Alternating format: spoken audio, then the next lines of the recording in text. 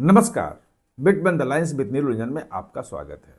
आज हम बात करेंगे राहुल गांधी की। राहुल गांधी के खिलाफ कांग्रेस में बगावत की स्थिति बन रही है। क्या क्या संकेत मिल रहे हैं? उधर राहुल गांधी जर्मनी में घूम रहे थे और इधर पूरे कांग्रेस में खेल हो गया था। आज जब राष्ट्रीय कार्यकारिणी की बैठक है, कांग्रेस कार्यकारिणी समिति की बैठक है, उस दिन जो दिग्विजय सिंह ने ट्वीट किया है, उस ट्वीट के बहुत बड़े मायने हैं, बहुत बड़े, बहुत दूरगामी उसके संकेत हैं। दिग्विजय सिंह कितने घाघ नेता हैं वो आप जानते हैं। क्या ये मायने हैं? जो इमरान मसूद ने जो कहा वो क्यों कहा? और राहुल गांधी के खिलाफ सचमुच में कांग्रेस में ही बगावत हो जाएगी?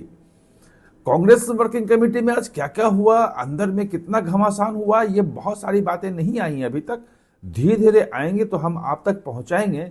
लेकिन अभी तक जो चीजें पिछले 10-15 दिन में आई हैं वो एक अच्छे संकेत नहीं हैं राहुल के लिए। खास तौर पे ये जो कहा जा रहा था कि राहुल के खिलाफ विद्रोह हो जाएगा, तो वो विद्रोह की स्थिति दिख रही है। इस पूरी स्थिति को हम समझेंगे आज। लेकिन हाँ, उसके पहले आपसे अनुरोध है कि मेरा चैनल जो है आप सब्सक्राइब कर लीजिएगा और उसका आइकन बटन दबाइएगा, ताकि कोई नया वीडियो आए तो आपको नोटिफिकेशन मिल सके और आप उसे देख सकें। और हाँ, कमेंट जरूर कीजिएगा। आप सहमत हो असहमत हो, कमेंट जरूरी है, क्योंकि उससे नए पर्सपेक्टिव मिलते हैं। अब बात राहुल गांधी की, कि राहुल गांधी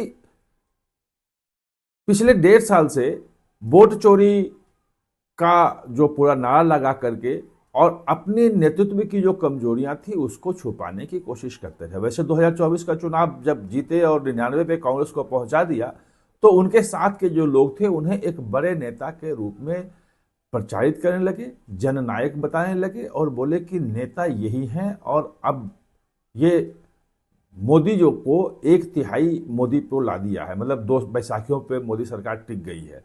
जयराम रमेश 1/3 प्राइम मिनिस्टर जो है, प्रधानमंत्री मोदी को बोलते रहे लगातार, बहुत दिनों समय, लंबे समय तक बोलते रहे। लेकिन उसके बाद आपने देखा कि हरियाणा का चुनाव हुआ। हरियाणा में भाजपा ने अप्रत्याशित रूप से जीत दर्ज की। उसके बाद महाराष्ट्र में वही हुआ, दिल्ली में भी मतलब जीत हुआ, आम आदमी पार्टी हार गई। और बिहार में तो जो हुआ उसने कांग्रेस को कहीं का नहीं छोड़ा। और वही क्या, अगर आप केरल को छोड़ दें तो जो लोकल बॉडी इलेक्शन है उसमें भी कांग्रेस की कहीं स्थिति नहीं है। पंजाब में भी स्थिति दयनीय है, कर्नाटक में भी बहुत खराब प्रदर्शन रहा है, महाराष्ट्र में बहुत खराब प्रदर्शन रहा है। और जो उड़ीसा के जो विधायक, जो पूर्व विधायक बोल रहे थे कि भाई 3 साल से जो हम राहुल गांधी से मिलने की कोशिश कर रहे हैं, राहुल गांधी के यहाँ समय ही नहीं मिलता है। 4-5 बार के विधायक भी, बड़े बड़े नेता भी राहुल गांधी के पास जाने की कोशिश करते हैं, उनसे मिलने की कोशिश करते हैं, लेकिन उनके आसपास के जो लोग हैं, बड़े बड़े नेताओं को भी समय नहीं देते हैं। और वहां से उसने तो सोनिया गांधी को चिट्ठी लिखी थी, ये तमाम शिकायतें की थी, नेतृत्व परिवर्तन की बात की मांग उठने लगी थी। ये लगा कि चलो एक विधायक है, उड़ीसा का छोटा नेता है, उसकी अपनी नाराजगी है, ये हो सकती है। लेकिन जो बांग्लादेश में जो दीपू दास को लिंचिंग करके और फिर जला करके जो मारा गया, जो विभत्स घटना हुई, उसके बाद जो इमरान मसूद का जो पोस्ट था और जिसमें उन्होंने कहा कि अगर प्रियंका गांधी प्रधानमंत्री होती तो अभी बांग्लादेश को सिखा देती।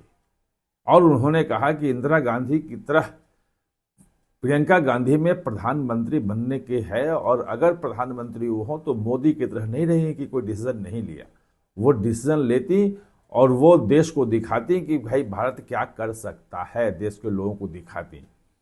उन्होंने राहुल गांधी का नाम नहीं लिया। राहुल गांधी जर्मनी में थे और वर्ल्ड जो है वो ग्लोबल प्रोग्रेसिव अलायंस, 110 लोकतांत्रिक देशों का संगठन, जैसा कि सैम पित्रोदा कहते हैं, उसकी अध्यक्षता कर रहे थे, वहाँ मिल रहे थे लोगों से।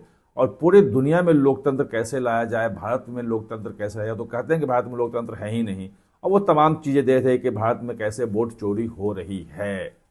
लेकिन अब जो लग रहा है वो ये लग रहा है कि राहुल गांधी का वोट चोरी के पीछे जो कांग्रेसी चाहे ना अनचाहे खड़े थे, जो नारा लगा रहे थे, अब बाकी देश ने तो नकार दिया, बिहार ने भी नकार दिया, कोई उसको खरीद नहीं रहा है, उस नारे को कोई ले नहीं रहा है, गंभीरता से बिल्कुल नहीं ले रहा है। अब उनकी पार्टी के लोग ही उनके खिलाफ हो गए हैं। आज जो दिग्विजय सिंह ने किया वो बहुत ही मतलब इस ढंग का वो था जिसको आप सोच नहीं सकते हैं उसके कितने अर्थ निकलते हैं, बहुत दूरगामी, और कई अर्थ हैं, कई आयाम उसके।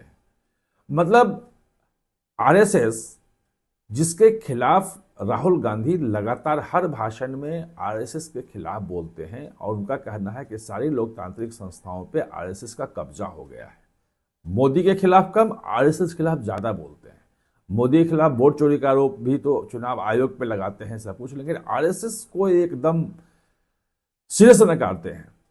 और उस आरएसएस का नाम लेके कहा कि देखो एक बड़े लोगों के बीच नीचे दरी पर बैठा हुआ एक स्वयंसेवक है, जिसमें अटल जी, आडवाणी जी बैठे हैं कुर्सी पे और उनके नीचे प्रधानमंत्री मोदी उस वक्त शायद संगठन मंत्री होंगे या संगठन महामंत्री होंगे भाजपा के, तो उस वक्त बैठे थे। और कैसे वो मुख्यमंत्री बने और फिर पिछले 12 सालों से जो हैं वो प्रधानमंत्री हैं।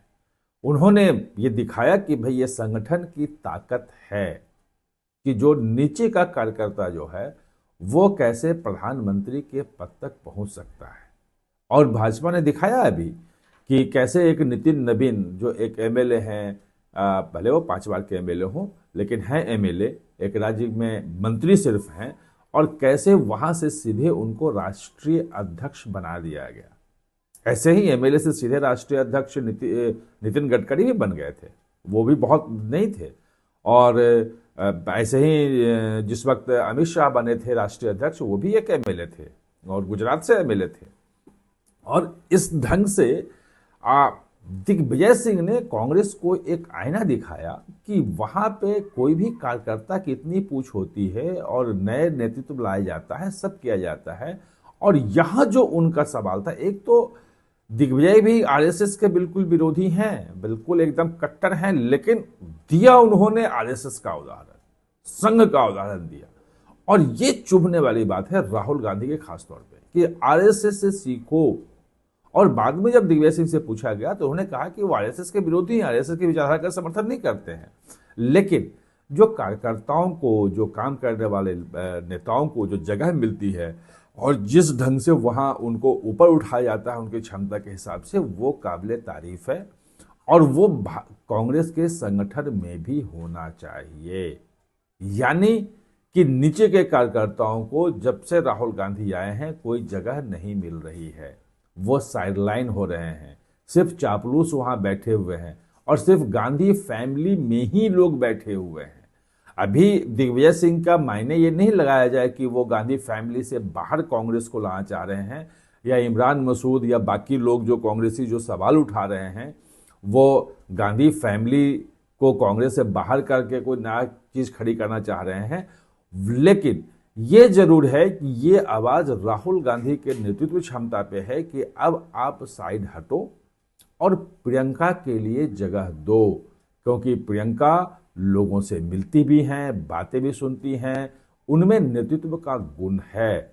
जो खासतौर पे इस बार लोकसभा में जो बहस हुई थी वंदे मातरम पे, और जिस ढंग से रखा प्रियंका गांधी ने, उसकी तारीफ लोगों ने की। उनके पॉइंट जो भी हों, आप उसके पक्ष मतलब विरोधी हो सकते हैं, समर्थक हो सकते हैं, लेकिन जिस ढंग से उन्होंने रखा, वो उसकी भाजपा के सांसद हैं वो भी तारीफ कर रहे थे। और जो संसद सत्र समाप्त होने के बाद जो चाय पीने की परंपरा है, वो उसमें राहुल गांधी नहीं जाते थे कि हम नहीं जाएंगे, उनकी अपनी एक अकड़ थी। लेकिन प्रियंका गांधी वहां गई और सहज रूप में बातचीत करते हुए कई सांसदों ने कहा, हमें भाजपा के सांसदों ने, कि राहुल गांधी जब मिलते हैं संसद में जाते जाते तो कभी नमस्कार नहीं करते, और प्रियंका गांधी हमेशा नमस्कार करती हैं और पूछती हैं भैया कैसे हो। ये भाजपा के सांसदों से भी। और नितिन गडकरी के साथ उनकी मुलाकात तो वीडियो वायरल भी हुआ, चर्चा भी हुई। तो अब कांग्रेसियों को भी लग रहा है कि उनको ऐसे नेतृत्व की जरूरत है। और इमरान मसूद के बाद जो दिग्विजय सिंह का जो आज ट्वीट है और जो कुछ भी हुआ है वर्किंग कमेटी में, वो अंदर की चीज जब आएंगे तो मैं फिर आपके पास वीडियो लेके आऊंगा, वो चौंकाने वाला है। और राहुल गांधी के लिए पर्सनली ये अच्छे संकेत नहीं है उनके लिए। आप हमारे साथ जुड़े, इसके लिए बहुत बहुत धन्यवाद। और हाँ, चैनल को सब्सक्राइब करना ना भूलें, इसका बेल आइकन दबाएं ताकि नया वीडियो कोई भी आए तो उसका नोटिफिकेशन समय पे